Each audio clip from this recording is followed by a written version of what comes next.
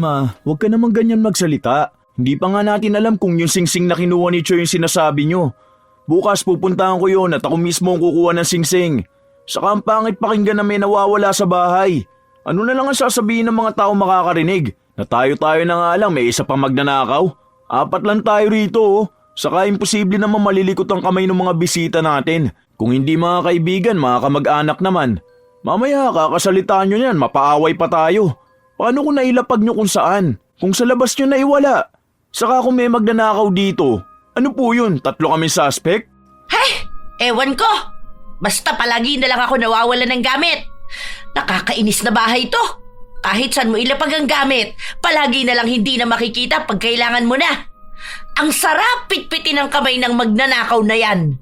Mahuli-huli ko lang talaga yan. Ako, sinasabi ko sa kanya, matatanggalan siya ng daliri.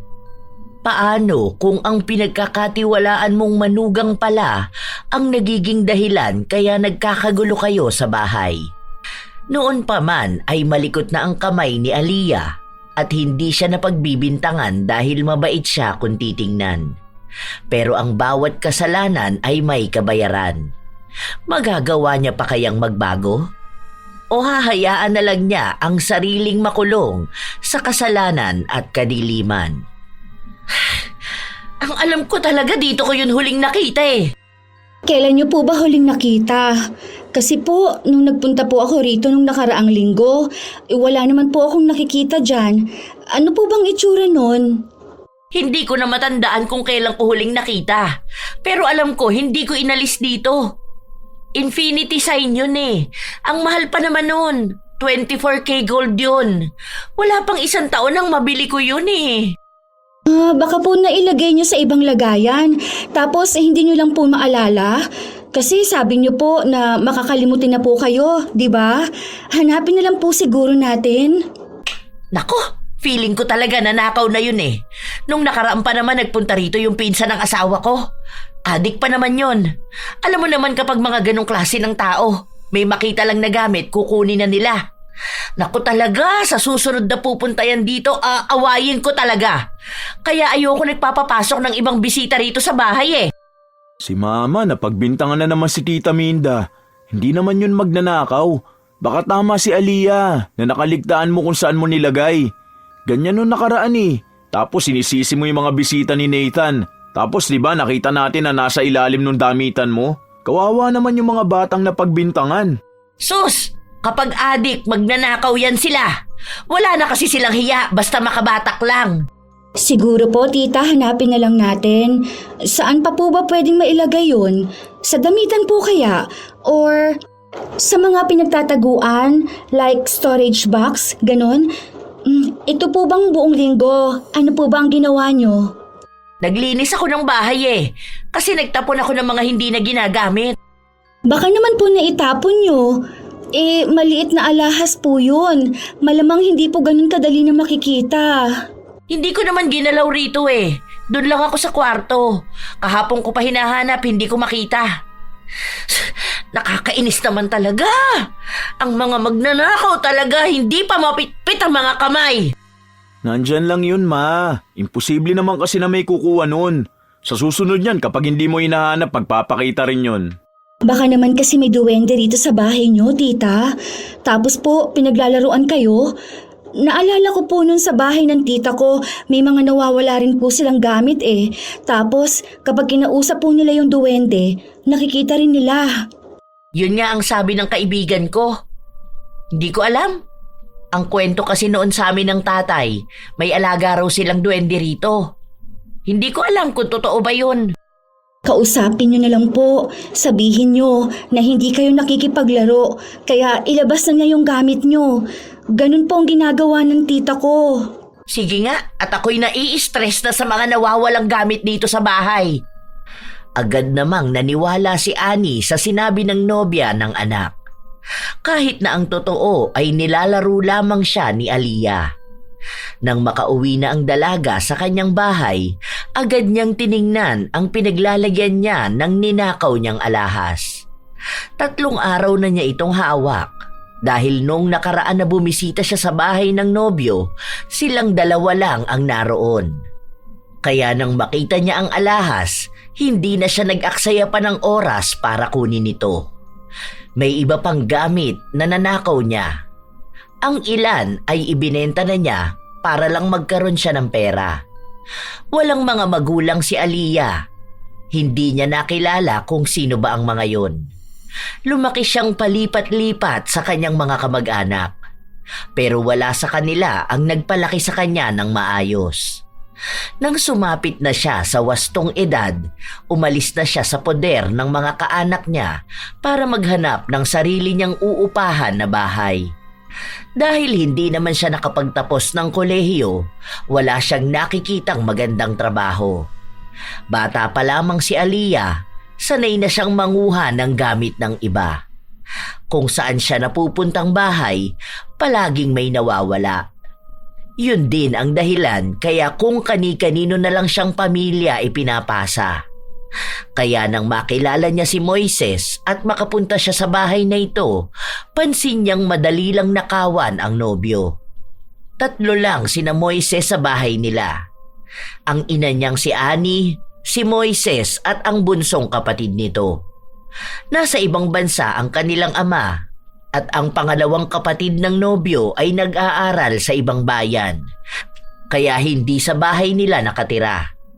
Madalas na si Moises lang ang nasa kanilang bahay, habang si Annie naman ay madaling mamanipula ang isipan dahil sa makakalimutin nito. Bukas naman ang bahay ng nobyo, lalo na sa mga bisita at mga kaibigan nila. Kaya ang akala ni Annie ay isa sa mga yon ang magnanakaw. Isang araw, magkasama sina Aliyah at Moises. Hindi ko nga alam kung makakahanap ako ng trabaho ngayon. Alam mo naman, puro hanap nila college graduate o kaya may 5 years experience. Hindi nga ako tumuntong ng kolehiyo eh. Buti nga natapos ko pa ang high school. Try mo kaya mag-TESDA. May kinalaman sa luto-luto, ganun. Yung kakilala ko nag-TESDA yun, tapos ngayon nasa barko na nagtatrabaho. Ang laki ng sahod niya. Kaya ko ba yun? Oo naman, ano ka ba? Madali lang naman yun. Paano naman yun kung kailangan ko rin ng trabaho? Alam mo ba, kinausap na ako ng landlord ko kahapon. Magtataas daw ng rent. Hindi ko na nga mabayaran yun ngayon eh. Nakaka-stress talaga. Sabi ko naman kasi sa'yo na lumipat ka na lang sa bahay, di ba? Mag-live-in na lang tayo para hindi ka na magbayad ng rent. Tapos saka ka mag-aral ng TESDA. Ako na lang muna ang bubuhay sa'yo hanggat wala ka pang trabaho. Nakakahiya naman sa mga magulang mo. Pwede ko naman kausapin si mama.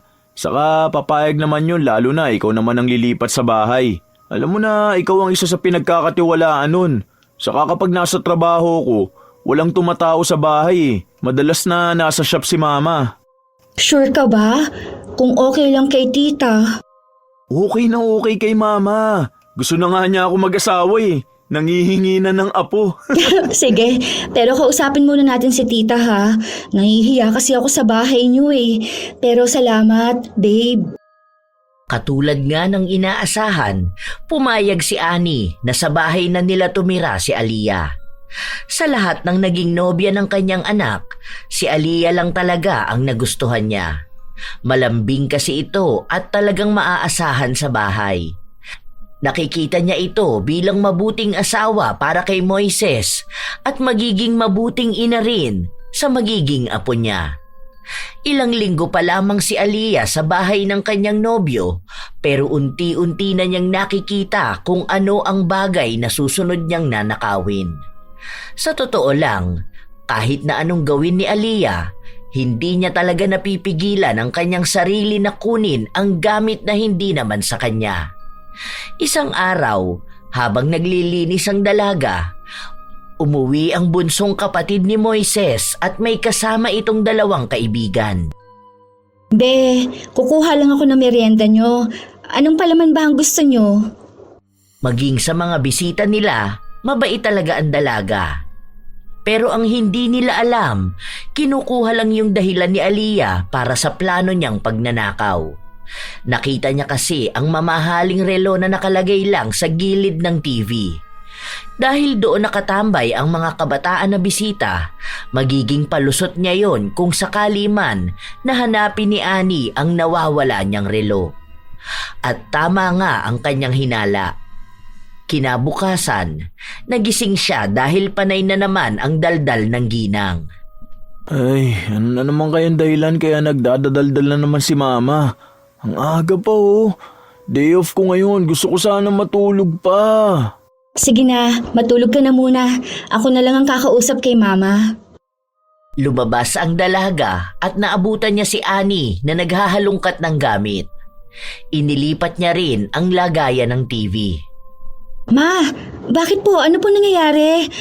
Kalilinis ko lang po kahapon. Bakit po? May dumi po ba dyan? Hindi ko po kasi nailipat yan eh. Baka po kasi mahulog ko ang TV. Naiinis na naman ako rito sa bahay. Yung relo ko hindi ko makita. Inilapag ko lang dito kahapon eh. Ano ba naman yan? Yung Chanel na relo niyo po? Oo. Nakita mo ba? Nakita ko po kahapon, pero hindi ko na po napansin kung kinuha niyo na po ba. Basta kahapon, nung nagdala ako ng merienda kina Choi, andyan pa yon. May bisita si Choi kahapon? Opo, yung dalawa po niyang kaibigan. Umuwi rin naman po sila bago kayo umuwi. Ay, malamang isa sa mga kaibigan niya ang kumuha nun. Paborito ko pa namang relo yun dahil ang liit lang. Nakakainis naman oh! Nasaan ba yung si Choi? Kinausap ng ginang ang kanyang anak at tinanong kung nakita ba nito ang ginawa ng kanyang mga bisita dahil may nawawala na naman silang gamit. Ipinaliwanag naman ng bata na hindi naman malilikot ang kamay ng kanyang mga kaibigan. Baka raw nailagay na naman niya ito kung saan. Mas mabuti raw na hanapin muna ito bago siya magbintang sa mga taong wala namang ginagawang masama. Pero hindi natigil si Annie sa kanyang pagdadaldal. Pinagalitan niya ang kanyang anak at sinabi na sa susunod kung magdadala siya ng bisita, siguraduhin niya na binabantayan niya ang mga ito dahil maaaring may nakawin sila. Pinipilit naman ni Choi na ipagtanggol ang kanyang mga kaibigan. Dahil sa ingay nila, lumabas na rin si Moises. Nagkakagulo na sila sa loob ng bahay kaya nagpunta sa kusina si Aliyah at doon niya kunwaring nakita ang relo. Tita, ito po ba yung hinahanap ninyo? Ay oo! Saan mo nakita?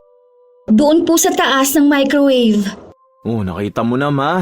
Baka dun mo yan nailapag kagabi dahil nagpainit ka ng ulam. Kita nyo na?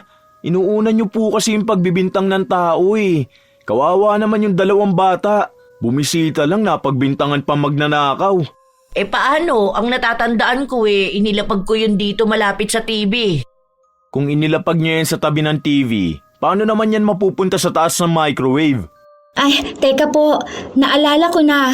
Kasi po kagabi, ang sabi po ninyo, iinitin nyo nga po yung ulam. Tapos, nadumihan po yung kamay nyo. Bago kayo maghugas, hinubad nyo yung relo nyo. Ayun po, baka doon nyo po inilapag. Hindi na matandaan ni Annie ang nangyari kagabi, kaya hindi niya masabi kung tunay ba ang sinasabi ni Aliyah. Pero dahil doon nga natagpuan ng relo, maaaring yun nga ang totoo. Madalas kasi na nakakalimutan ni Annie ang mga nangyayari. Minsan, inilalapag niya ang gamit sa ibang lugar at hindi na niya maalala. Alam na yon ng kanyang mga anak, kaya sa tuwing may hinahanap siyang nawawalang gamit, pinagsasabihan siya ng mga ito. Lalo na at ang hilig niya pang pagbintangan ng ibang tao. At dahil alam yon ni Aliyah, naging parte na ng kanyang plano ang lituhin palalo si Annie para kung sakali man na may mawawalang gamit sa loob ng bahay, hindi siya mapagbibintangan. Isang araw, naiwan sina Annie at Aliyah sa loob ng bahay. Naririnig ng dalaga ang usapan ni Annie at ng kanyang asawa. Nagsabi ang lalaki na magpalagay na lang sila ng CCTV sa loob ng bahay. Nang matapos ang usapan, doon lang nagsalita ang dalaga. Para sa akin lang po, tita. Parang hindi po maganda na magkaroon ng CCTV sa loob ng bahay nyo. Kasi parang wala naman pong privacy ang mga tao. Tapos, tayo-tayo lang naman po ang nasa bahay. Parang ang pangit naman pong tingnan na wala tayong tiwala sa isa't isa. Kasi ako po, sa totoo lang, kahit kailan, hindi ko naisipan na magnakaw. Yung ibinibigay nyo na nga lang po sa akin, nahihiya na nga po ako natanggapin eh. Naaano kasi ako. Alam mo yun, may mga bumibisita kasi rito sa bahay. Siguro po kung may bisita, bantayan na lang din natin sila. Saka po, bibihira lang mangyari yun eh.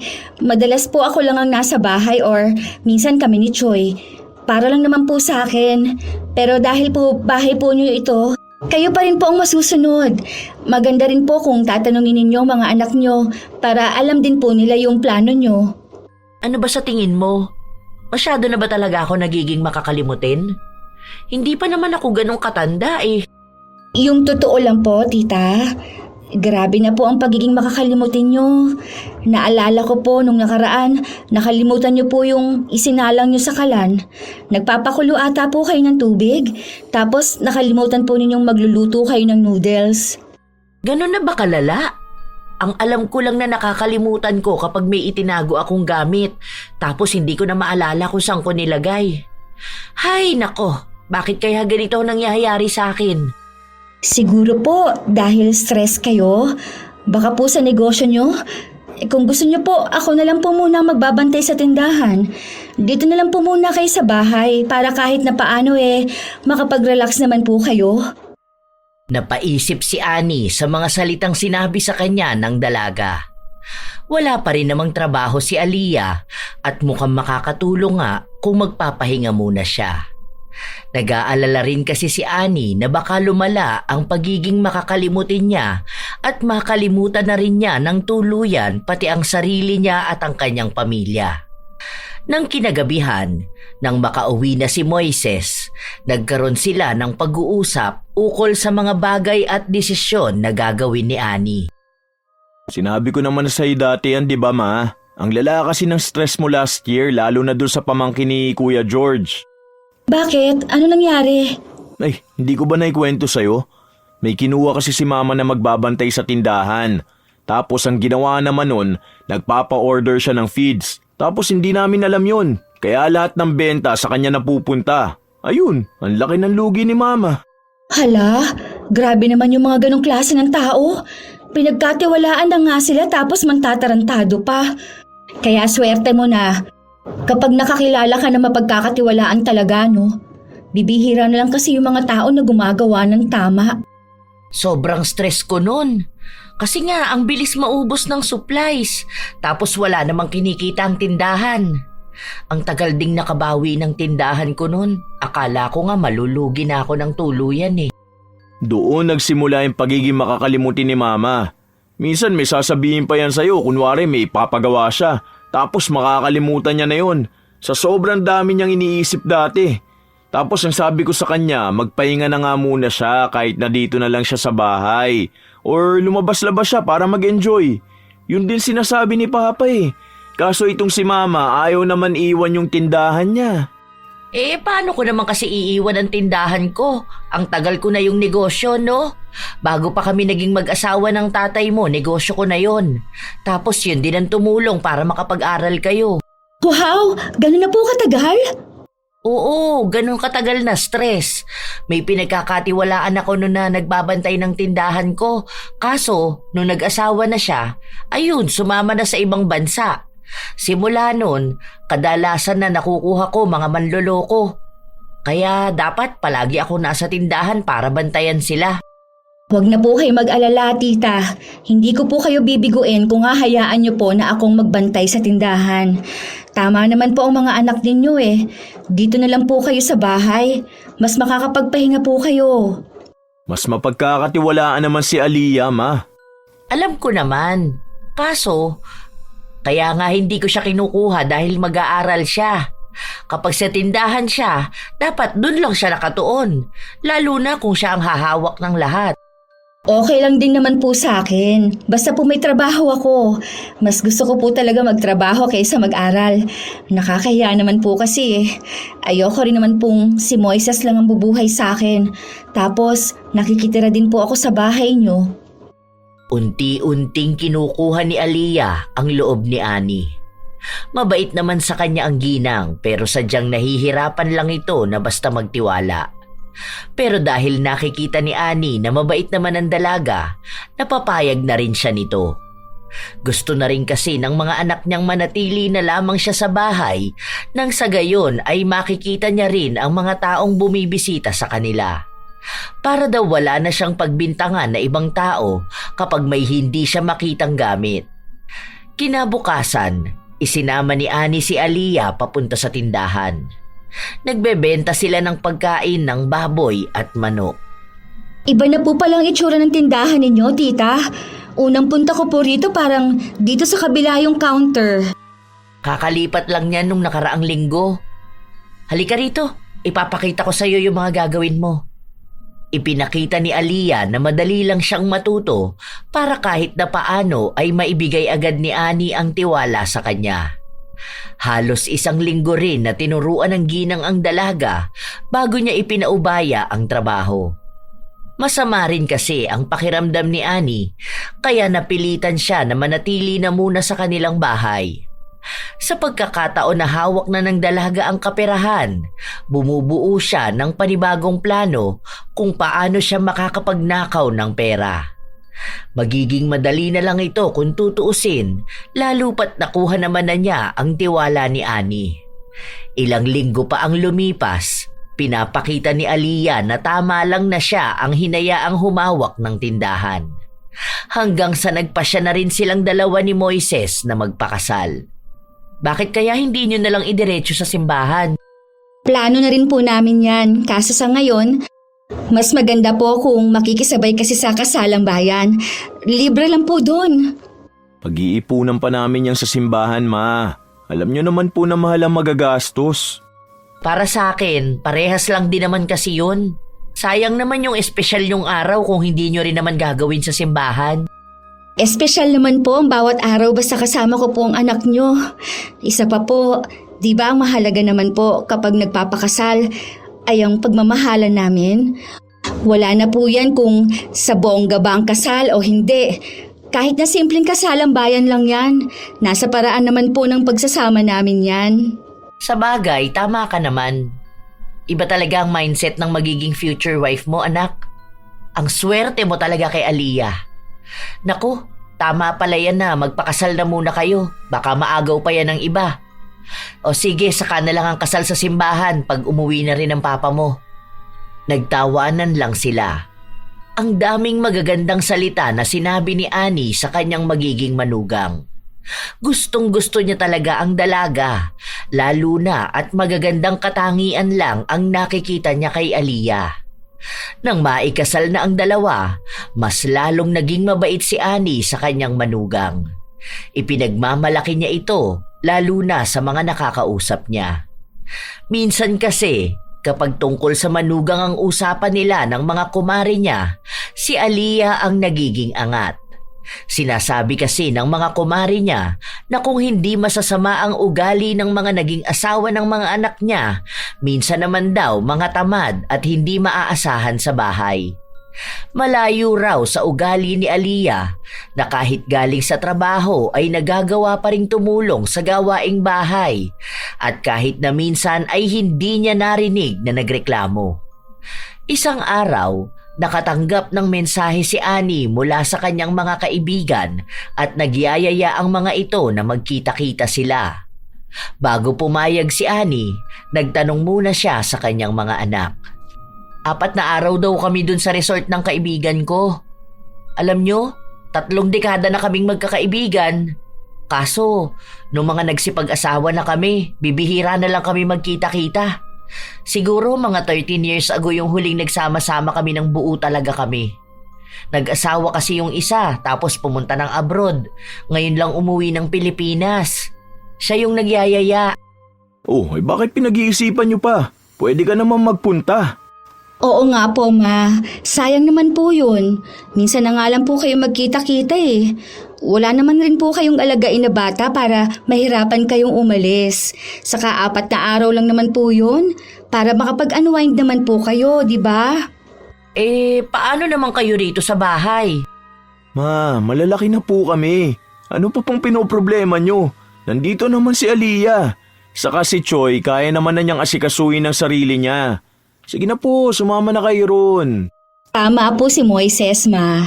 Huwag niyo pong intindihin dito sa bahay. Ako na pong bahala. Maaga rin naman po akong nagigising eh. Ako na lang po ang maghahanda ng pagkain para po may baunin din si Choi. Sigurado ka ba? Hindi ba nakakahiya sa'yo? Ano po ba kayo, Ma? Huwag na po kayong mahiya sa akin. Okay lang naman po. Basta po, enjoy po kayo sa bakasyon nyo. Dahil aalis si Annie, mas madali para kay Aliyah na samantalahin ang pagkakataon na yon. May isang gamit ang biyenan niya na matagal na niyang nais makuha. Ilang beses na niya itong nakikita sa loob ng kwarto ni Annie pero hindi siya makagalaw lalo pat palagi nang nasa bahay ang ginang. Unang araw na wala si Annie, ang araw na wala ring pasok si Aliyah. Nang siya na lang ang maiwang mag-isa, pasimple siyang pumasok sa loob ng kwarto ng biyenan. Saan niya naman inilagay yun? Nung nakaraan lang dito ko yung nakita eh. Imposible namang dadalhin niya yun. Ay, ayun! Talagang itinago niya pa. Akala niya yata hindi ko itong makikita. Buti naman, nakuha ko rin to. May seller na ako nito eh. Masaya si Aliyah habang itinatago niya sa kanyang bulsa ang pares ng hikaw na kinuha niya. Naglinis muna siya sa buong bahay bago siya nagbihis para umalis. May nakausap na siyang kukuha ng hikaw. Hindi siya ang makikipagkita sa bibili, kundi ipapadaan niya ito sa isang kakilala na pinagkakatiwalaan niya. Bago siya umalis, sakto naman na dumating si Choi. May kasama itong lalaki na may katandaan na at pakilala nito ay tiyuhin ni na Choi. Magandang araw po. Ay pasensya na po kayo pero aalis po muna ako ha. May kailangan lang po akong puntahan. Pero tinawagan ko naman na po ang asawa ko. Sinabi ko po na napadalaw kayo rito. Ikaw na lang muna ang bahala sa kanya, Choi. Ha? Babalik din naman ako. Bibili lang ako ng uulamin natin mamaya. Dito na lang po kayo kumain ha, Tito Bin? Magalang ang dalaga kaya natuwa rin sa kanya ang tiyuhin ng kanyang asawa. Nagmamadali na rin siyang umalis dahil kanina pa naghihintay sa kanya ang kausap niyang tao. Nang maibigay niya ang hikaw, sinabi niya rito na huwag siyang basta tatawag sa kanya dahil baka si Moises ang makasagot. Inililihim din kasi ni Aliyah na nakikipagtagpo siya sa ibang kaibigan dahil ang alam ng kanyang asawa ay wala siyang ibang kaibigan. Maraming inililihim si Aliyah kay Moises at hindi naman naghihinala sa kanya ang asawa dahil sa galing niyang magtago at magpalusot. Nang makabalik sa bahay si Aliyah, naabutan niya na nakauwi na ang kanyang asawa. Oh, kararating mo lang ba, babe? Oo, tumatawag ako sa'yo kanina para itanong kung nasan ka. Isasabay na sana kita pa uwi. Ay, hindi ko napansin. Naka-silent ata ang cellphone ko. Oo nga, ang dami. Pati pala si Mama tumawag din. Naku, sorry, hindi ko napansin. Nagpunta kasi ako ng palengke. Bigla kasi ako nag-crave ng sinigang na hipon. Alam mo naman kapag nasa labas ako, hindi ako humahawak ng cellphone, di ba? Natatakot kasi ako baka ma-snatch. Alam mo naman ang mga snatcher, ang bibilis sa mga kamay. Hindi, sige okay lang. Isasabay sana kita eh. Tapos si Mama tumawag sa akin kasi nalaman niya nga na nandito si Tito Bin. Oo, nag-chat kasi ako kanina. Sinabi ko nga sa kanya.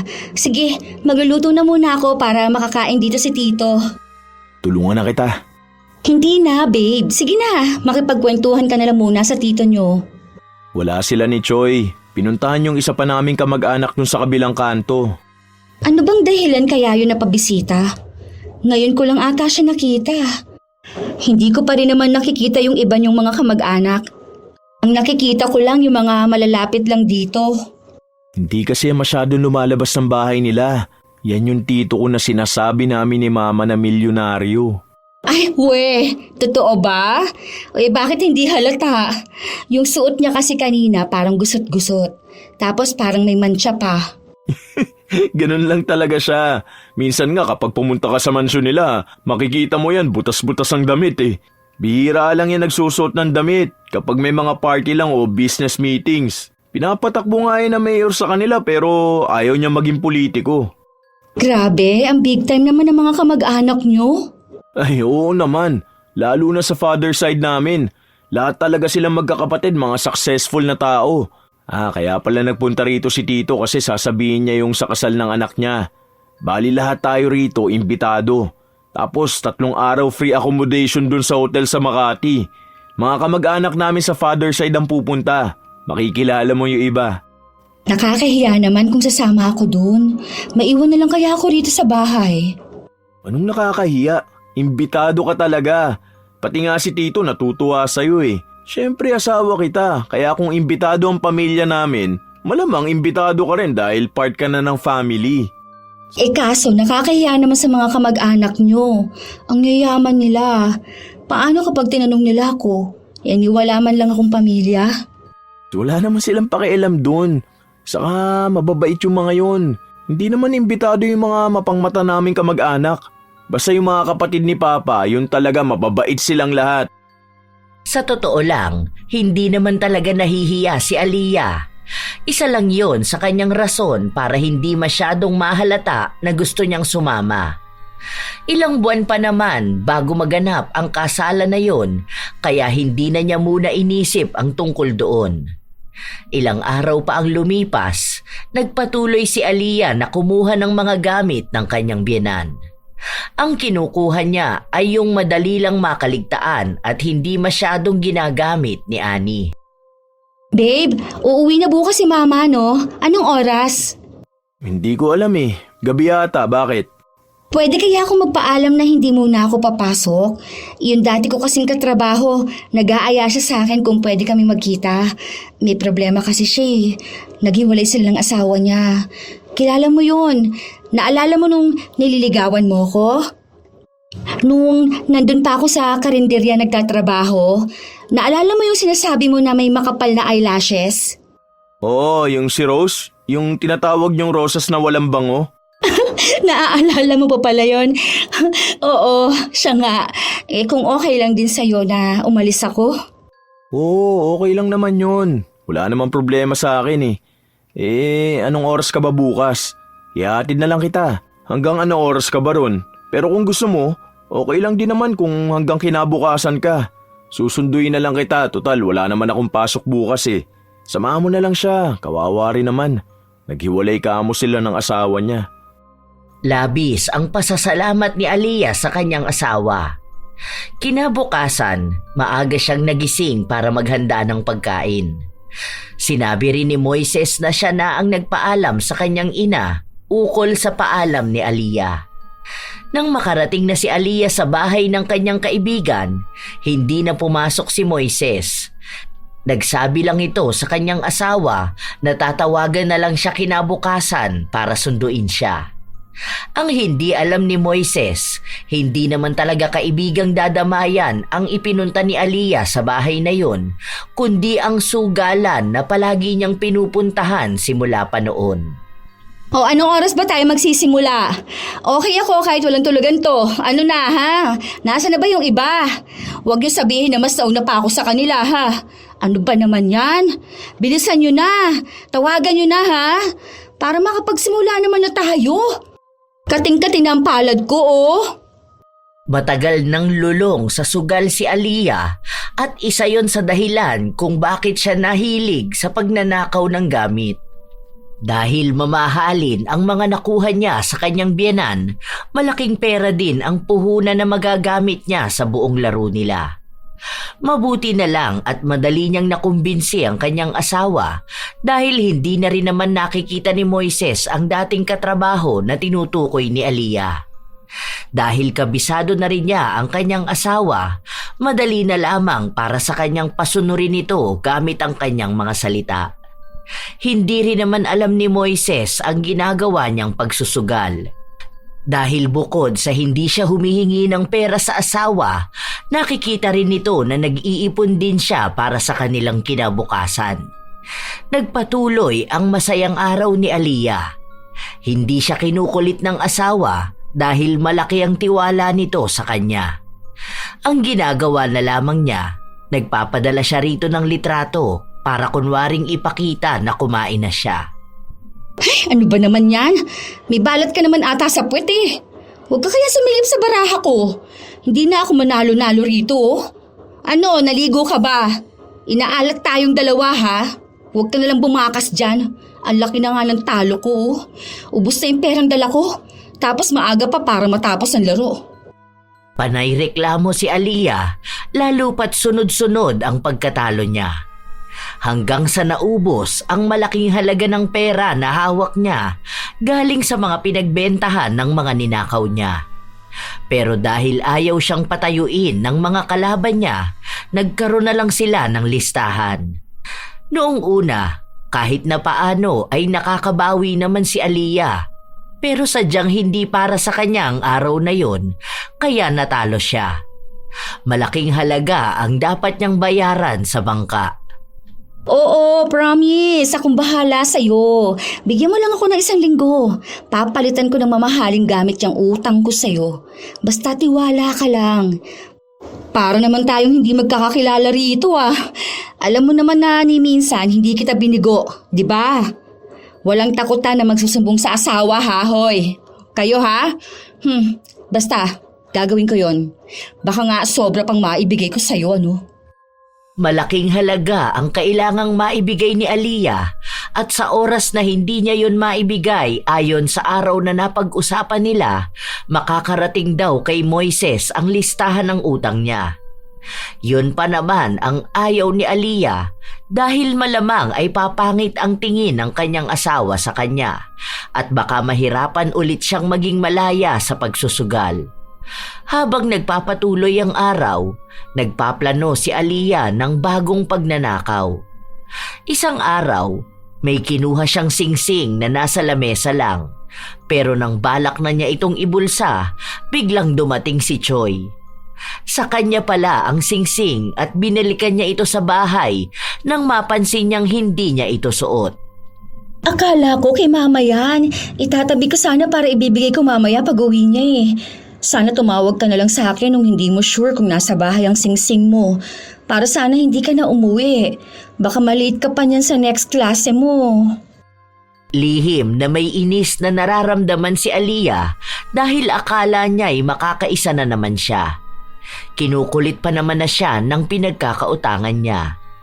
Nang isang beses na maliligo na si Aliyah, napansin niya na may naiwang singsing sa lagayan ng sabunan.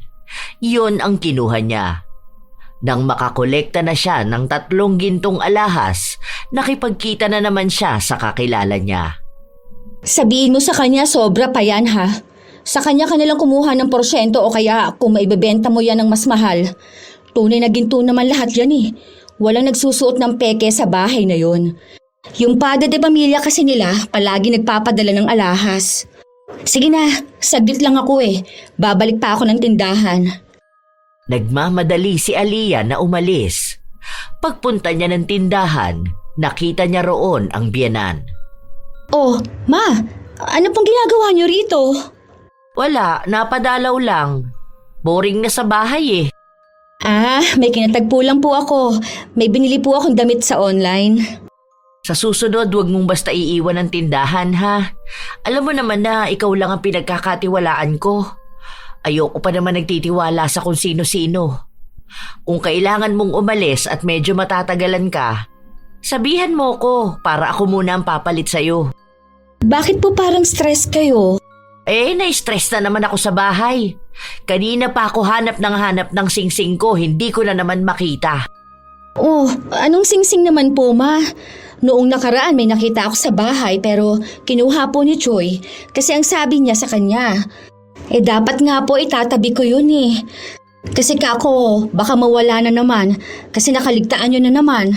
Ang itsura po nun parang ano po siya. Wedding ring pero may X na nakapalibot. Ay oo, Yun nga ang hinahanap ko. Ayun po, kinuha po ni Choi. Dahil ang sabi po niya, sa kanya raw po yun. Binigay ko naman po dahil hindi ko naman po alam kung sa inyo po yun. Hindi ko pa po kasi nakitang suot niyo yun. Bago pa lang naman yun. Nakakainis namang Choi yan, oo. Bakit naman niya aangkinin yung hindi sa kanya? Alam niyo, Ma, ayoko lang po talagang nagsasalita eh. Pero po kasi, may nawawala rin po akong gamit. Hindi naman po siya ganun kamahal tulad sa inyo pero may halaga rin naman po yun. May nabili po kasi ako dati na relo.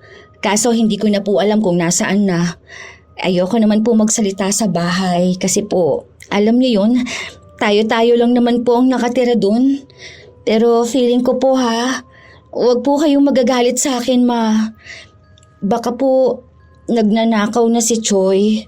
Lalo na po sa ganyang edad ng kabataan, parang maluluho po sila. Lalo na kung may mga kaibigan niyang nanunulsol sa kanya. Imposible naman na magnanakaw ang anak ko. Ang daming pera nun. Palagi pang binibigyan yun ng isa pa niyang kapatid na nasa Maynila. Hindi naman po basta masasabi yung ganun, Ma. Minsan po, hindi yan sa pera na hawak nila eh. Meron pa naman po na ganun, yung may sakit na pagiging magnanakaw. Parang kahit hindi niya alam o hindi niya sinasadya, nakakapagnakaw siya. Baka po merong ganun si Choi. Ang daming sinabi ni Aliyah na mabilis lumason sa utak ng kanyang biyenan. Nang makauwi sila sa bahay, hinintay muna nilang umuwi ang dalawa bago sila nag-usap-usap. Ang dapat na kalmadong pag-uusap ay nauwi sa galit ni Annie. Pinagpipilitan kasi ng anak niya na hindi siya magnanakaw at kahit na kailan, hindi niya naisipan na kumuha ng gamit ng iba. Sure ka ba, babe, na nakita mo yung kinuha ni Choi? Oo, umuwi pa nga siya para kunin yun. Binigay ko naman sa kanya dahil hindi ko naman alam kung kanino yun eh. Nangatwiran si Choi na hindi yun ang singsing na kinuha niya dahil sa kaibigan niya yung singsing na naiwan sa bahay. Magtigil ka dyan! Bukas kukunin ko yung sa kaibigan mo, ha? Ang kapal na mukha nun! Ang mahal ng ginto na yun tapos aangkinin niya lang! Simula ngayon, tigilan mo na yung mga kaibigan mo na yan, ha? Noon pa man pangit na ang pakiramdam ko sa kanya. Halatang mga magnanakaw. Pati ang ate Aliyah mo nawawalan dito sa bahay. Ano ba naman yan? Tayo na nga lang ang nakatira dito. May nawawala kang gamit? Bakit hindi mo sinasabi? Nahihiya ako magsabi eh. Sino namang pagbibintangan ko? Saka iniisip ko na lang na baka naitabi ko lang tapos hindi ko pa nakikita kasi hindi pa ako naghahalungkat. Ayoko kasi nang sisihan sa totoo lang. Kahit ako ayoko naman ng ganyan, lalo na pambibintang. Pero kasi palagi na lang may nawawalang gamit dito sa bahay eh. Hindi ko alam kung dahil ba sa duwende na yan o sa mga bisitang malilikot ang kamay o dahil sa kung sinong punyetang magnanakaw na nakatira sa bahay na to. Ma, huwag ka naman ganyan magsalita. Hindi pa nga natin alam kung yung singsing na kinuha ni Choi yung sinasabi nyo. Bukas pupuntahan ko yun at ako mismo ang kukuha ng singsing. Saka ang pangit pakinggan na may nawawala sa bahay. Ano na lang ang sasabihin ng mga tao makakarinig? Na tayo-tayo na nga lang may isa pang magnanakaw? 4 lang tayo rito oh. Saka imposible naman malilikot ang kamay ng mga bisita natin. Kung hindi mga kaibigan, mga kamag-anak naman. Mamaya kakasalitaan nyo yan, mapaaway pa tayo. Paano kung nailapag nyo kung saan? Kung sa labas nyo naiwala? Saka kung may magnanakaw dito, ano po yun? 3 kami suspect? Hey! Ewan ko! Basta palagi na lang ako nawawala ng gamit. Nakakainis na bahay to. Kahit saan mo ilapag ang gamit, palagi na lang hindi na makikita pag kailangan mo na. Ang sarap pitpitin ng kamay ng magnanakaw na yan. Mahuli-huli ko lang talaga yan. Ako, sinasabi ko sa kanya, matatanggalan siya ng daliri. Sige po ma, tama na yan. Baka mamaya atakayin ka pa sa puso eh. Kanina ka pa nagagalit. Basta wala magnanakaw sa bahay na to. Bukas na bukas, aalamin ko kung talagang sa'yo yung singsing. Kapag hindi, magsorry ka dapat sa mga taong naapektuhan ng mga pambibintang nyo. Kung alam nyo lang po kung gaano kasakit sa damdamin ng mapagbintangan. Kinabukasan nga ay sumama si Moises sa kanyang kapatid para puntahan nila ang tinutukoy ni Choi na kaibigan. Nakita ni Moises na ibang klase ng singsing ang hawak nun. Kaya sinabi niya sa kanyang ina, pero nagmamatigas si Annie na baka pinalitan na lang nung ipapakita sa kanya. Dahil sa mga sunod-sunod na nagiging issue sa nawawalang gamit, tila ba nagkaroon na ng lamat ang kanilang pamilya.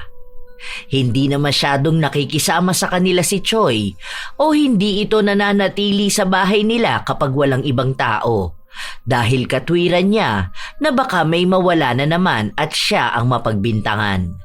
Hanggang sa dumating na ang araw ng kasal na pupuntahan nilang pamilya. Sana naman walang mawala doon, no? Nakakahiya naman at mga kamag-anak pa ang makakasama natin. Mayayaman pa ang mga yun. Ma, wala namang mawawala doon. Ano po ba naman yan? Ang ganda na nga ng mood nating lahat eh. Paalis na nga po tayo, ganyan pa kayo magsalita. Pinapaalala ko lang dahil nakakahiya naman yun. Lalo na sa tatay nyo kung magkakaroon ng issue tungkol sa mga nakawan na ganyan. Oy Choy, umayos ka ha? Hindi na kumibo ang bata. Tumango lang siya. Halata na hindi siya masayang sasama. Kung may iba lang sana siyang pagpipilian, lalayo siya sa kanyang pamilya. Nang makarating sila ng hotel, naroon na ang ilan nilang mga kamag-anak. Nagkaroon ng pag-uusap, kumustahan at ang pagpapakilala kay Aliyah. Ay, hello po. Kayo po pala yung kinukwento nila na negosyante. Ito ang manugang ko. Nako, napakabait nito. Responsable pa tong asawa. Tapos kahit na hindi mo utusan sa bahay, kusang kumikilos. Minsan nga pinagsasabihan ko na at baka hindi ako agad magkaapo dahil palaging pagod at nakatuon lang sa trabaho. Biro lang. Pero totoong napakabait nitong manugang ko. Talagang maaasahan sa lahat. Ngumingiti lang si Aliyah sa mga sinasabi ng kanyang biyenan. Mabilis namang nakasundo ni Aliyah ang mga kamag-anak ng kanyang asawa. Kahit na kanino siya matapat, palagi niyang nadadala sa usapan. Hanggang sa bago sila umuwi, may nagsabing nawawala ang kanyang pitaka. Dahil sa nangyari, hindi muna sila nakalabas. Sinubukan muna silang kausapin isa-isa. Ito na nga ba ang sinasabi ko? Huwag ka naman muna mambintang, ma. Mamaya hindi naman pala sure na nawawala yung wallet niya. Kita mo naman ang bitbit nilang maleta, dalawang malaki. Paano kung naipit lang pala nila ron? Hala, wait lang. Yung relo ko hindi ko na makita. Inilagay ko lang yun sa bag ko eh. Tapos inilapag ko sa upuan kanina. Nawawalan ka rin ng gamit? Hindi mo ba nailagay sa maleta natin? Hindi ah. Kasi bago tayo lumabas kanina, nakaayos na yung maleta eh. Inilapag ko yung bag ko nung lumapit ako dun sa tita niyong isa. Nawawala na rito oh. Bigay mo pa naman sa akin yun. Nakikisabay lang si Aliyah sa usap-usapan ng nawawalang gamit. Dahil ang totoo, wala naman siyang dinalang relo at ang tinutukoy niya ay naisama na niya sa naipusta niya sa sugalan. Pero ang totoong nawawalan ay yung isang kamag-anak nila. Napulot ni Aliyah ang pitaka nung nahulog ito sa banyo. Kinuha niya lang ang pera pero iniwan niya ang pitaka sa loob ng inidoro. Nang makita ang pitaka, wala na ang pera. Dahil doon ay nagkalabasan ng sama ng loob. Dapat ay masaya lang ang araw nilang yon dahil naghahanda na rin silang umuwi sa kani-kanilang bahay pero nagkaroon pa ng ganong senaryo. Kung sino-sino na ang sinisi. Kung ano-anong masasakit na salita na ang lumabas. Habang ang tunay na salarin ay nakikilabas ng inis dahil sa peke niyang nawawalang gamit. Hanggang sa ilang araw na ang nakalipas, patuloy pa ring nagbabangayan ang magpapamilya, lalo na sa social media. Parang tanga naman tong mga to. Talagang nagpaparinigan pa. Mga gunggong. Ang yayaman nyo nga. Ang bobobo nyo naman. Ay, ano ba naman yan? Napunta sa pera ang mga utak. Ay, bahala kayo sa buhay nyo. Basta ako, may pera akong pangsugal. Pero kulang pa to. Nasaan kaya yung bagong bigay ni Relo kay Annie? Para may reserba lang ako kapag natalo ako sa sugal. 3 araw na mananatili sa bahay si Aliyah dahil gusto ni Annie na siya na muna ang magbabantay ng tindahan. Sa totoo lang, mas gusto nga yun ni Aliyah dahil mababa lang ang kupit niya kapag nasa tindahan siya. Tapos, madalas na pagod pa siya. Nakita niya ang relo, kaya itinabi na lang muna niya sa loob ng luma niyang sapatos. Bukas pa siya aalis para magsugal. Nang kinagabihan, hinahanap na naman ni Annie ang relo niya pero hindi niya makita kahit na anong gawin niya. Punyeta naman! Nasaan na ba yung relo na yon? Isang beses ko palang nasusuot eh. Huwag naman sabihing nawawala na naman. Ano ba yan? Nagwawala na si Annie sa loob ng bahay nila. Pinagbabaliktad na niya lahat ng gamit para lang makita ang nawawala niyang relo. Palaging ganun na ang nangyayari kaya para bang nasasanay na lang ang pamilya niya sa ginagawa niya. Nang patulog na ang mag-asawa, lumabas muna si Aliyah para magbanyo. Habang ang asawa naman niya ay napatayo dahil sa ipis. Nang dumampot siya ng lumang sapatos para patayin ang ipis, napansin niya ang nasa loob ng sapatos. Bakit may relo rito? Ito ba yung hinahanap ni Mama? Bakit nandito? Nang marinig ni Moises ang yabag ng asawa niya na papasok na sa kwarto, ibinalik niya ang sapatos. Balak na sana niyang itanong sa asawa pero hindi niya ginawa. Babe, ano sa tingin mo? Huwag na muna kaya akong pumasok bukas, no? Maglinis tayo ng bahay, yung ililipat yung mga gamit para mahanap natin yung mga nawawalang relo ni Mama. Wag na, babe. Saka na lang. Naglilinis din naman ako dito sa bahay eh. Makikita ko naman yon kung sakali. Tingin mo ba may magnanakaw sa bahay na to? Feeling ko nga si Choi eh. Halata sa kanyang guilty siya. Huwag kang magagalit ha. Yun lang ang napansin ko. Kasi kapag pinagsasabihan siya, hindi na niya pinagtatanggol ang sarili niya. Dapat pagsabihan mo yung kapatid mo. Mahirap na kapag nakasanayan na niya yung pagiging magnanakaw niya. Sa bagay, tama ka nga naman. Kapag nasanay pa naman ang isang magnanakaw, hindi na yung titigil. Sana mahuli na kung sino man may malikot na kamay dito. Para naman matahimik na ang bahay. Hindi umamin si Aliyah kahit na nahuli na siya ng kanyang asawa. Kaya ang ginawa ni Moises, kinuha niya ang relo at ibinalik sa kwarto ng ina. Kaya nang magising kinabukasan si Aliyah at hinanap ang relo, wala na sa pinaglalagyan niya. Inis na inis siya dahil ang natatandaan niya, doon niya inilapag. At mas lalo siyang nagtaka noong makita niyang suot na ng biyenan ang relo. Bad trip naman. Paano naman bumalik sa kanya yung relo? Hayaan na nga. Sa susunod, makukuha ko naman ulit yan. Umalis si Aliyah para pumunta sa bahay na pinagsusugalan nila. Marami siyang pera, kaya kung makawaldas siya ay daig niya pa ang milyonarya. Oh, hanggang alas 4 lang ako ha.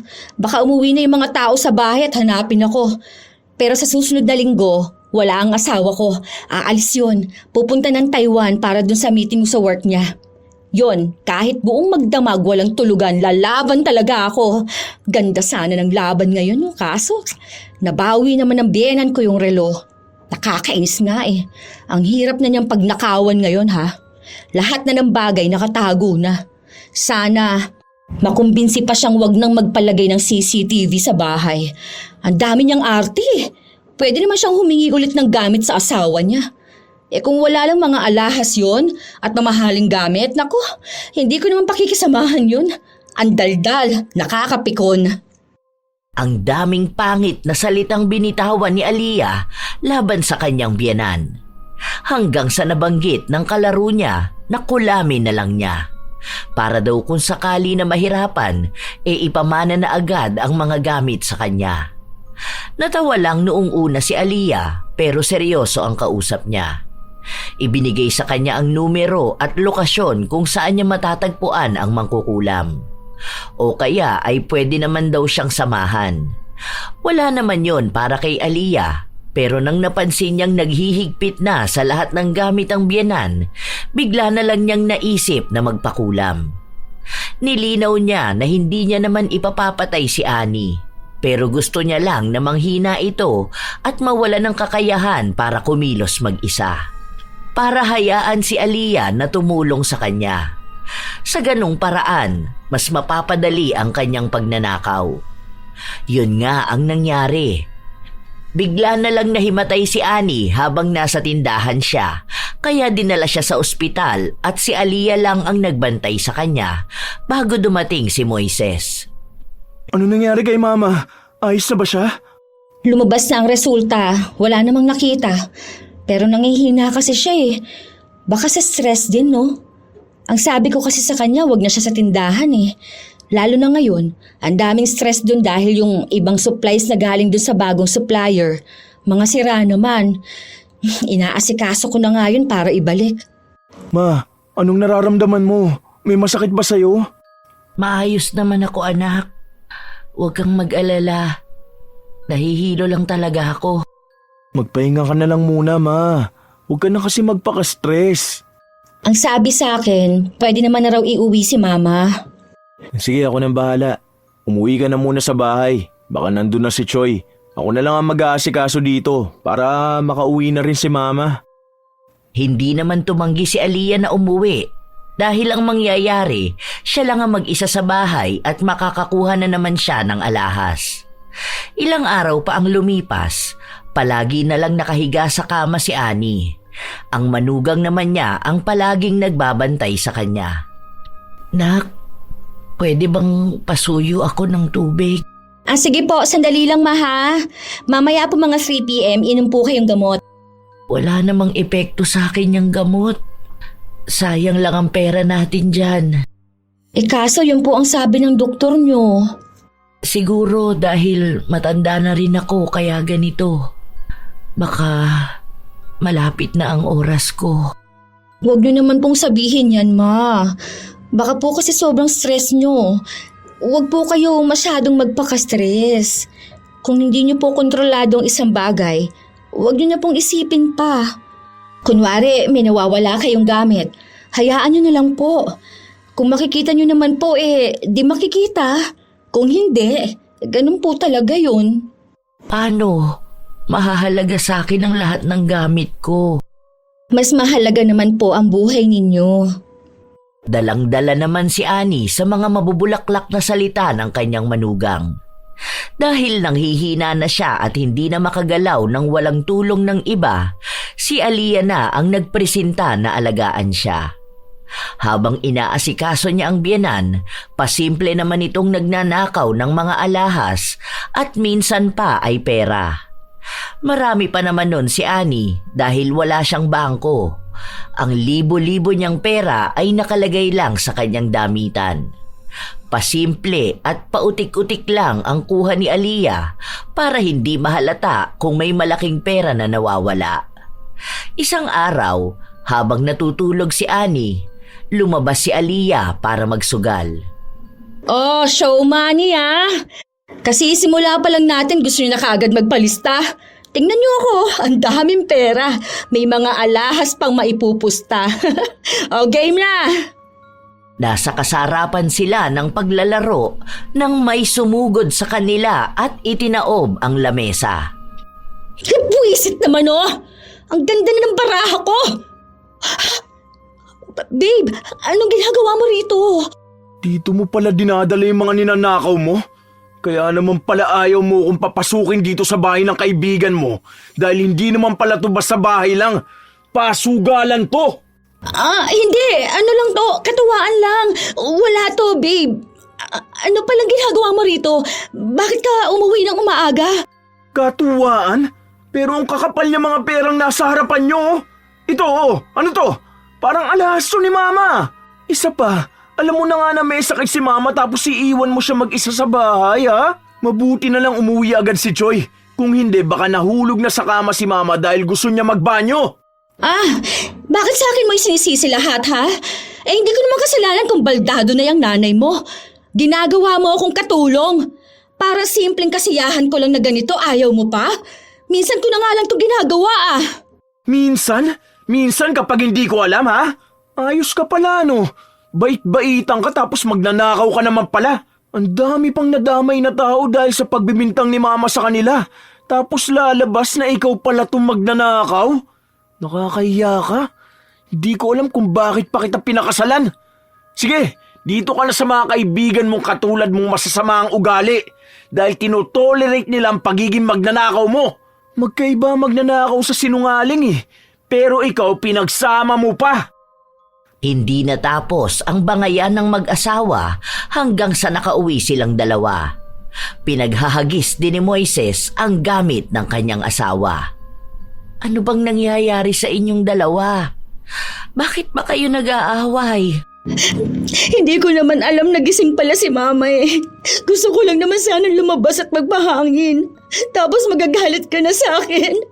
Gusto mo pang makipaghiwalay? Alam mo naman na ikaw lang ang maaasahan ko.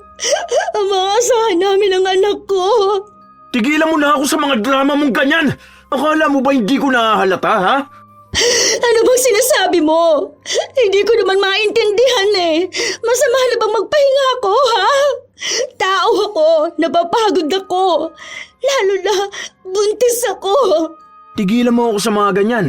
Huwag mong hintayin na makapagsalita ako rito dahil malalaman nila ang mga kalukuhang ginagawa mo. Nakakahiya ka? Nagsisisi na akong ikaw ang pinakasalan ko.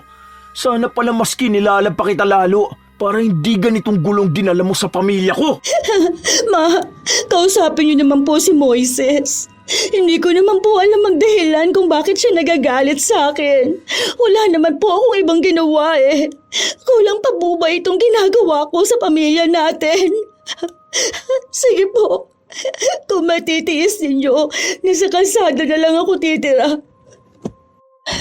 Habang pinagbubuntis ko itong apo ninyo, ayos lang po. Siguro po, kakayanin ko na lang ang mabuhay mag-isa. May iba naman na po atang mahal ang anak ninyo. Aalis na po ako. Nilalaro na naman ni Aliyah ang biyenan gamit ang kanyang mga luha. Awang-awa naman sa kanya si Annie, lalo pat nababaitan sa kanya ito. Hindi rin mawari kung ano ba ang tunay na dahilan kung bakit sila nag-aaway mag-asawa. Ayaw kasing banggitin ni Moises ang tunay na dahilan ng kanyang galit. Huwag kang umalis, anak. Dito ka lang, ha?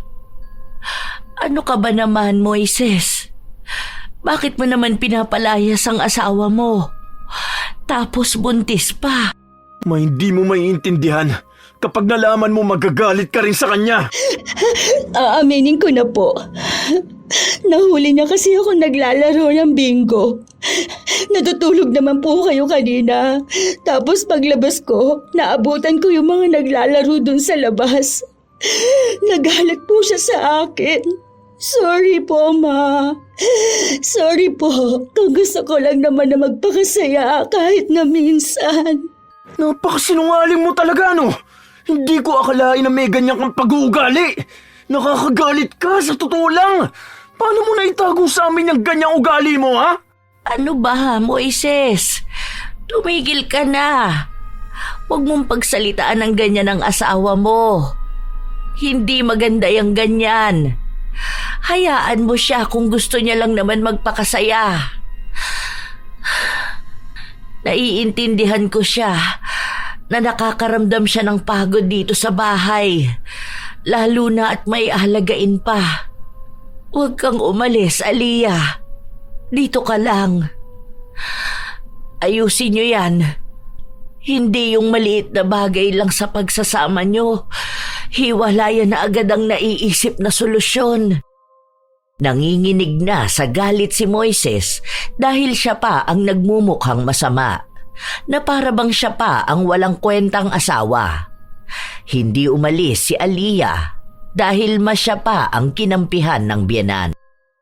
Nang dalawa na lang silang magkasama ng kanyang asawa, doon na bumalik ang tunay niyang ugali. Saan ka pupunta? Wala kang pakialam. Paanong walang pakialam? Asawa mo ako? Hindi na kita asawa. Siguro sa papel na lang. Pero hayaan mo, sa susunod wala ka na rin pangahawakan na ganun. Wala pa lang ako maibigay na ebidensya para mapabilis ang paghihiwalay natin. Ang galing mo magtago. Ang galing mo magpanggap. Pasalamat ka, hindi ko masabi kay mama na ikaw yung magnanakaw sa bahay dahil baka mapahamak pa siya. Baka sa sobrang sama ng loob niya atakihin pa. At kapag nangyari yun, mas lalo lang kitang hindi mapapatawad. May paiyak-iyak ka pang nalalaman, tapos magpapanggap ka pang buntis. Dahil pinapalayas mo ko. Isa pa, wala namang masama sa ginagawa ko. Gusto ko lang naman talagang maging masaya. Masaya ka kapag may ninanakaw ka? Kapag may nababaliw na kakahanap ng gamit na nawawala? Hindi ko alam kung bakit hindi man lang kita pinaghinalaan. Siguro dahil nadadala rin ako sa pagpapaawa mo. Ngayon hindi ko na alam kung totoo bang mahal mo ako o nadala ka na lang din yung pagiging magaling mo magpanggap. Mahalaga pa ba kung mahal kita? Hindi pa ba sapat na may asawa ka? Na may kinikilala mga magulang mong misis mo, ha? Ikaw ang unang lumapit sa akin, di ba? Hindi ko naman siguro kasalanan na niligawan mo ko. So ibig sabihin wala lang talaga sa'yo to? Itong pagsasama natin? Bakit ka pa nagpakasal sa akin? Dahil gusto mo. Isa pa, gusto ko rin naman ata. Hindi naman mahalaga yun eh. Ang gusto mo lang naman magkaroon ng isang pamilya. Ngayon naiintindihan ko na kung bakit hindi ka mahal ng mga kamag-anak mo. Dahil kung nalaman ko na ganyan ka, hindi rin kita mamahalin. Alam mo, hindi ko matanggap na nalinlang mo ko eh. Kami ng pamilya ko. Pati mga kamag-anak ko nagkagulo na dahil sa'yo. Sapat na siguro yung mga nalaman ko para tanggapin na walang magbabago sa pagmamahala na to. Dahil wala naman talagang pagmamahal na namamagitan sa atin. Masakit ang katotohanan na yon para kay Moises. Ang babaeng mahal niya, walang pagpapahalaga sa pag-ibig. Gustong-gusto na niyang palayasin si Aliyah pero hindi niya magawa dahil nakikiusap ang kanyang ina. Kung may lakas lang sana si Annie, sasabihin ni Moises ang lahat. Pero dahil mahina ang kanyang katawan, hindi na nais pang dagdagan ng kanyang anak ang stress na nararamdaman. Unti-unti nang kumukolekta ng ebidensya si Moises na siyang magagamit niya para hiwalayan ang asawa. Kahit na mahal niya si Aliyah, hindi siya papayag na pinipili lang siya nito dahil lang siya ang pinakasalan at siya ang kailangan. Habang tumatagal din, lalong lumalala ang karamdaman ni Annie. Ma, dapat ayusin mo na yung pamana mo. Kunwari, kung paano mo hahatiin sa mga anak mo yung pera mo o mga alahas mo. Pinag-iisipan ko na nga yun. Kapag sinasabi ko naman kay Moises, ayaw niyang gawin ko. Sabi niya, mabubuhay pa naman ako ng matagal. Paano kapag hindi na talaga, di ba? Malay mo, pagtapos natin mag-usap, bigla ka nang mamatay. Paano mo hahatiin sa mga anak mo yung kayamanan mo? O kaya, pamanahan mo ko, ganun. Kahit yung mga alahas mo na lang, ang dami pa naman nun. Hayaan mo, may makukuha ka pa rin naman dahil asawa ka ng anak ko. At para na rin sa magiging una kong apo. Ngayon mo na lang ibigay. Hindi ko yan mahaharap. Lalo pat hindi ako makapag-isip ng maayos. Madalas na masama ang pakiramdam ko. Ano ba naman yan? Hindi na lang pumili kung anong ibibigay. Kunin ko lahat yan eh. May sinasabi ka ba, anak? Wala po, Ma. Ang sabi ko po na magpahinga po muna kayo. Uminom na po kayo ng gamot para makatulog na po kayo. Pagod na si Aliyah magpanggap pa, lalo pat wala na rin siyang sustento na nakukuha mula sa kanyang asawa. Balak sana niyang kumuha na ng mga alahas at pera, matapos nun ay tatakas na siya palayo sa asawa niya. Alam naman na rin ni Moises ang gawain niya, kaya hindi na niya mababawi pa ang tiwala nito. Dahil may sakit na rin naman si Annie at walang magiging lunas ang mga doktor, dito na mababaling ang atensyon ni Moises at hindi na siya hahanapin pa. Habang natutulog si Annie, naghahalungkat naman si Aliyah. Pero wala siyang makita kahit na ano. Dahil sa inis niya, halos magdabog siya. Anong hinahanap mo dyan, anak? Wala po, ma. May hinahanap lang po ako na pwede ninyong suotin mamaya kapag naligo po kayo. Nagising ko po ba kayo? Sige po, tulog na po ulit kayo, ma. Hindi naman ako natulog. Kanina ko pa pinagmamasdan ng ginagawa mo. Wala kang makikita dyan dahil kinuha na ni Moises lahat ng alahas at pera ko. Saan naman niya dinala? Bakit hindi po ninyo sinabi sa akin? Hindi ko naman alam na hahanapin mo. Ang sabi niya sa akin, itatabi niya para hindi makuha ng magnanakaw. Mukhang tama nga siya. Mas safe sa paglalagyan niya. Alam nyo, matagal na ako nagtitiis sa bahay nyo, ha? Mga buwisit kayong lahat, lalo na yung anak mo. Isa ka pang alagain. Akala nyo ata katulong nyo ako rito. Ang kakapal naman ng mga mukha ninyo. Bakit ka naman ganyan magsalita, anak? Ano bang ikinagagalit mo? Lahat! Mga buwisit kayo! Makalayas na nga sa punyetang bahay na to. Maghanap kayo ng mag-aalaga sa inyo, ha? Para yun ang bayaran ninyo. Hindi yung nakakalibre kayo sa akin. Okay na rin yan eh. Hindi ka na rin naman gagaling dyan sa sakit mo. Magdusa kayong lahat. Maubos sana lahat ng pera nyo at maibenta nyo lahat ng ipinagdadamot ninyong gamit sa akin. Leche! Kinuha ni Aliyah ang cellphone ni Annie at iba pang gamit na pwede niyang maibenta. Mas lalo siyang nagagalit dahil mababang halaga lang ang mga nakuha niya. Kung alam niya lang na uunahan siya ni Moises sa mga alahas, sana ay mas marami na ang kinuha niya noon. Dahil wala namang ibang bahay na pupuntahan si Aliyah, dumiretso siya sa pasugalan. Wala pa ron ang kalaban niya, kaya naghintay pa siya ng ilang oras.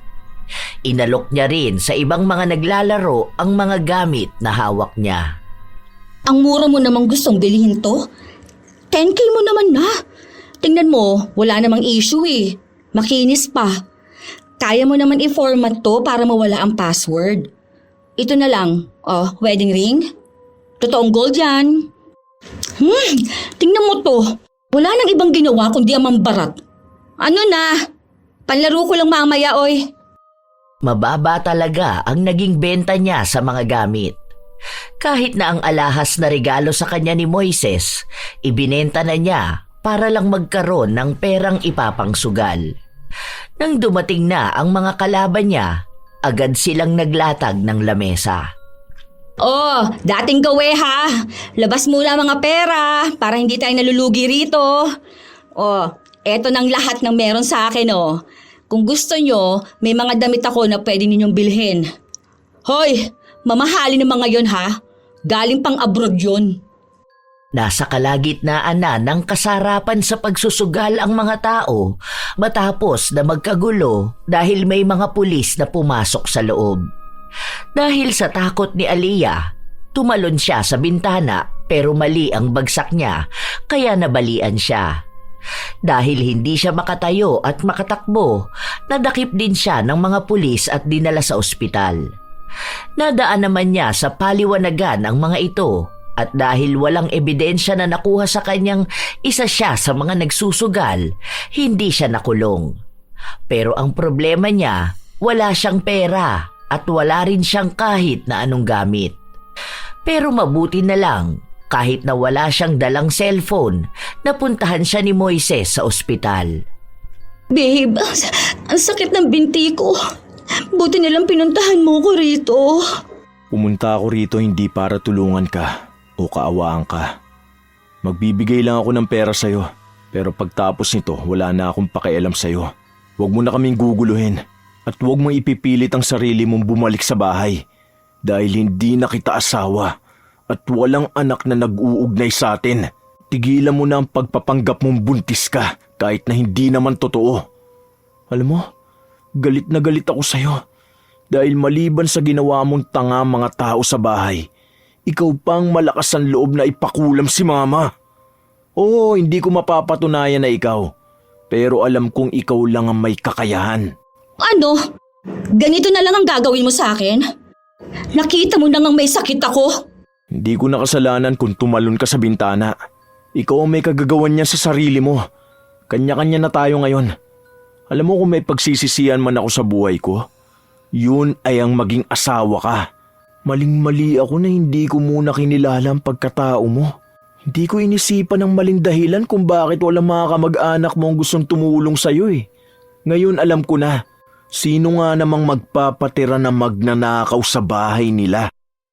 Kahit na anong pagpapaawa ni Aliyah, wala nang nararamdaman pa ang kanyang asawa.